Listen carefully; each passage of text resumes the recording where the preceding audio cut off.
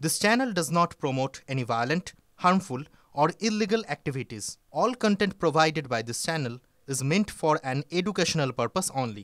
নমস্কার, দেখছেন টিভি9 বাংলা। আপনাদের সঙ্গে রয়েছে আমি শুভজিৎ মিত্র। ঘড়ির কাঁটা প্রায় 5:30 মানেই পলিটিক্যাল নিউজ। আসুন রাজনীতি সহজ সরল ভাষায় বোঝার চেষ্টা করি। আচ্ছা, পশ্চিমবঙ্গের রাজনীতির কি অবস্থা বলুন তো? একজন বিধায়ক যিনি রাস্তায় বেরোলে তার সঙ্গে নিরাপত্তারক্ষী থাকেন, একজন বিধায়ক যার সঙ্গে হাজার গন্ডা লোক থাকেন, একজন বিধায়ক যিনি 1996 সাল থেকে ধারাবাহিকভাবে জিতে আসছেন, একটা সময় কংগ্রেস করতেন, আজকে তৃণমূল কংগ্রেস করেন, বর্ষিয়ান নেতা, তিনি বলছেন তারই এলাকায় তারই বিধানসভা কেন্দ্রে বোম বাঁধা হচ্ছে তাকে মারার জন্য। কার দিকে অভিযোগ করছেন? অভিযোগ করছেন তারই প্রাক্তন সহপাঠীর দিকে। আমি টার্গেট ছিলাম, দাবি করেছেন বিধায়ক। তৃণমূলের বিধায়কের আঙুল তৃণমূল থেকে বহিষ্কৃত প্রাক্তন কাউন্সিলর জঙ্গল শেখ এবং তার ঘনিষ্ঠ বলে পরিচিত তুফান চৌধুরীর দিকে কাটোয়ার ঘটনা। 2015 সালে খুনের মামলায় গ্রেপ্তার হয়েছিল এই জঙ্গল শেখ। এরপর জঙ্গল শেখকে বহিষ্কার করে তৃণমূল কংগ্রেস। তুফান চৌধুরীর সঙ্গে হাতে হাত মিলিয়ে জঙ্গল শেখ ষড়যন্ত্র করছে, এমনটাই দাবি করেছেন বিধায়ক রবীন্দ্রনাথ চট্টোপাধ্যায়। শুনুন। ওদের লক্ষ্য তো আমরাই, আমার উপরও হামলা হতে পারে বা আমাদের কোনো বিশিষ্ট কর্মীদের ওপরও হামলা হতে পারে, এবং সেই লক্ষ্যেই ওরা বোমা বাঁধছিল। এবং যে কোনো সময় ওদের একটা পরিকল্পনাই ছিল, মহরমের পর জঙ্গল শেখদের একটা পরিকল্পনাই ছিল মহরমের পর কাটোয়ায় ঢুকে আবার দখল নেওয়া, মানুষের অত্যাচার করা এবং যে কোনো সময় আমাদের পার্টি অফিসে আক্রমণ করা, আমাদের উপর আক্রমণ করা বা আমাদের অন্য কোনো কর্মীদের উপর আক্রমণ করা, এটাই টার্গেট ছিল। এই হচ্ছে বিধায়কের দাবি। আবারও বলছি, একজন বিধায়ক 1996 সাল থেকে জিতে আসছেন, তিনি বলছেন তারই এলাকায় কোনো একটি গ্রামে বসে বোমা বাঁধা হচ্ছে তাকে মারার জন্য। একবার ভেবে দেখুন, নিরাপত্তাহীনতার বোধ করছেন একজন বিধায়ক। রাস্তায় বেরোলে যার সঙ্গে নিরাপত্তারক্ষী থাকে, হাজার গন্ডা লোক থাকে, তাহলে আমার আপনার নিরাপত্তার দায়িত্বটা কে নেবে? আর এক্ষেত্রে বিধায়ক অভিযোগের আঙুল তুলেছেন, একটা সময় তারই সঙ্গে রাজনীতি করত, তারই দলের রাজনীতি করত, কাউন্সিলর ছিল জঙ্গল শেখের বিরুদ্ধে। মনোতোষ আমাদের সঙ্গে রয়েছেন, আমাদের সহকর্মী। মনোতোষ, তুমি ছবিটা তো দেখাবে, ছবি দেখতে দেখতেই তোমার সঙ্গে কথা বলবো।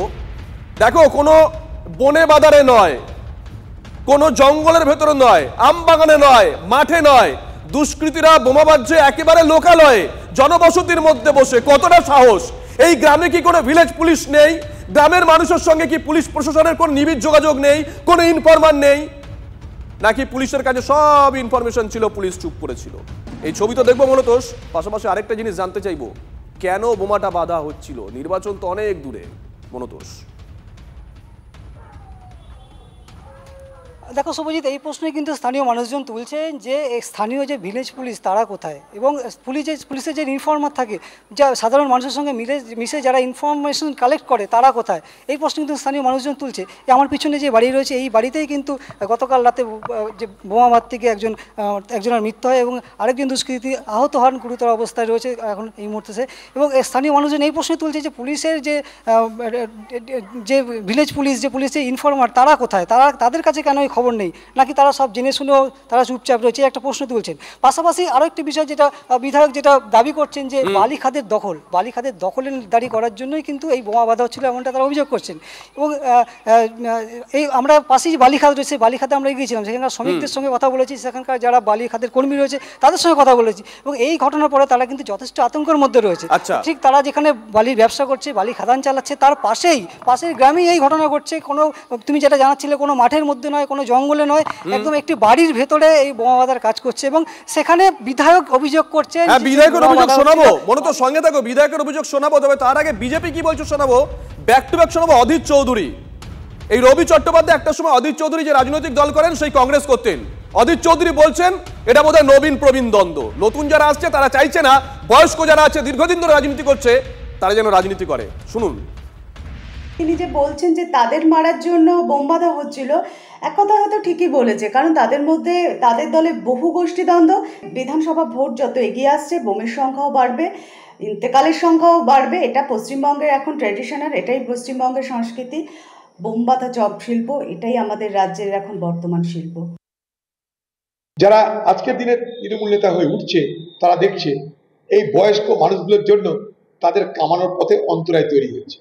বয়স্ক মানুষরা খামোখা বড় বড় পদ দখল করে বসে আছে।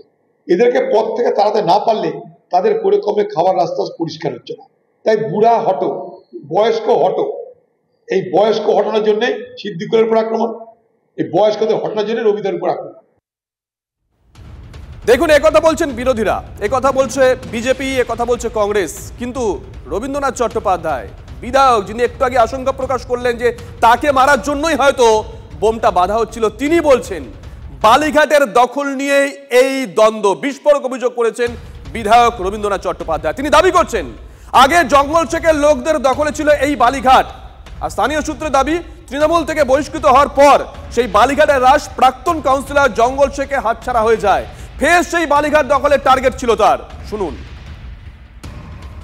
যেটুকু শুনেছি তত ওই বালিঘাটটা অলরেডি একজন লেসি অকশন করে লিজ পেয়েছে, সেটা তো আর দখল করার সুযোগ নেই। সেটা প্রথমে বালিঘাট দখল নেবে, সেখান থেকে রোজগার হবে এবং তারপরে ওরা আবার কাটোয়া শহরে ঢুকবে, সেখানে যাত্রার উপর হামলা হতে পারে। যাত্রা বলতে আমাদেরই কোনো কর্মী বা কোনো সমর্থকের উপরে হামলা হতে পারে, আমার উপরেও হতে পারে।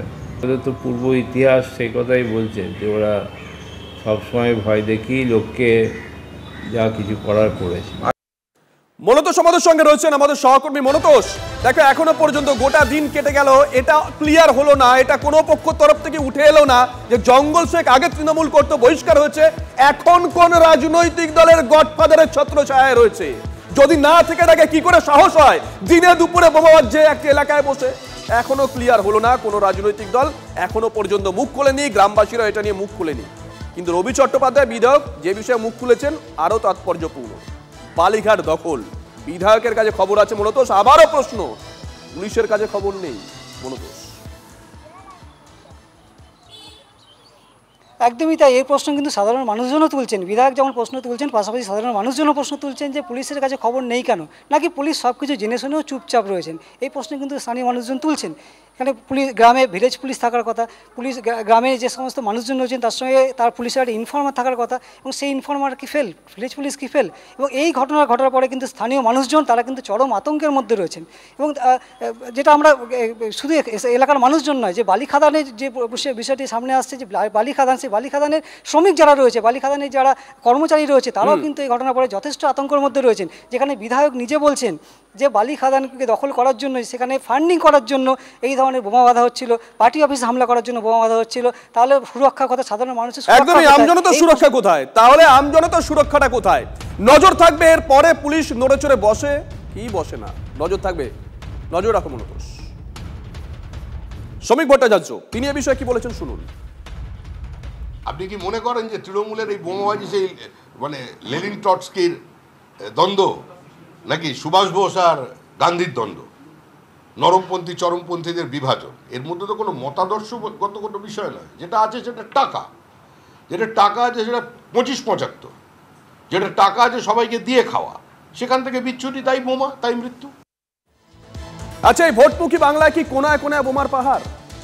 দেখুন, বিস্ফোরণে কেঁপে উঠেছে কাটোয়ার রাজোয়া গ্রাম। যে ছবি আপনাদেরকে দেখাচ্ছিলাম, এলাকার মধ্যে বসে বোমবাজ যে দুষ্কৃতীরা, জানি না যারা এই মুহূর্তে খবর দেখছেন হয়তো আপনার পাশের বাড়িতে কোনো দুষ্কৃতী এই মুহূর্তে বসে আছে বোমবাজে কিনা জানি না আমরা।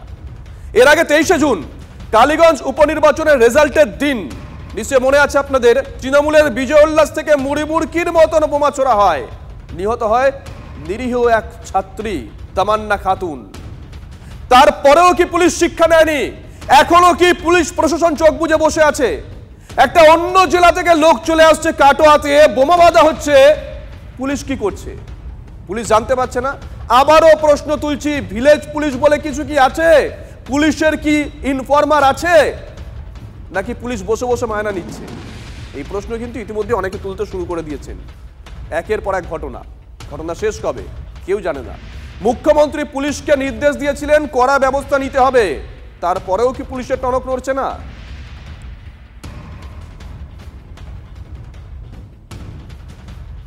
রবীন্দ্রনাথ বলছে তো যে তার উপর আক্রমণের জন্য বোমা বিস্ফোরণ। তার মানে তৃণমূল সরকারের এবং এই পুলিশের মদতে বিভিন্ন স্থানে সব বোমা তৈরির কারখানা হয়েছে, বোমা মজুত করা আছে, সেটা বিরোধীদের ওপর আক্রমণের জন্য, আর তার সঙ্গে সঙ্গে নিজেদের হিস্সা বন্টনে যখন গণ্ডগোল হচ্ছে সে তার জন্যও করছে। আগেকার দিনে ডাকাতির ভাগ নিতে সমস্ত ডাকাতদের মধ্যে জঙ্গলে মানে ভয়ঙ্কর লড়াই হতো, সেই অবস্থায় পড়ে গেছে। কাজেই এর থেকে তৃণমূলের মুক্তির কোনো রাস্তা নেই, তৃণমূল দলটা আপনা আপনি ভেঙে পড়বে।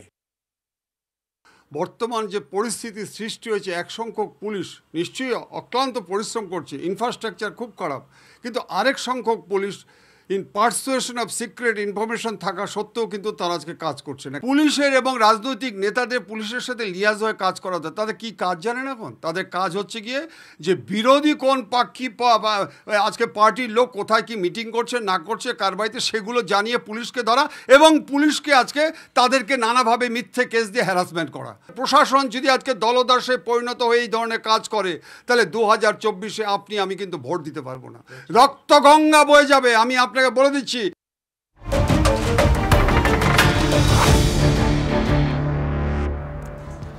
ভেবে দেখুন একবার, একজন অবসরপ্রাপ্ত পুলিশ কর্তা বিভিন্ন থানায় দায়িত্ব পালন করেছেন, তিনি বলছেন যে এরকম চলতে থাকলে 26-এ আমি আপনি ভোট দিতে পারবো না, রক্তগঙ্গা বইবে।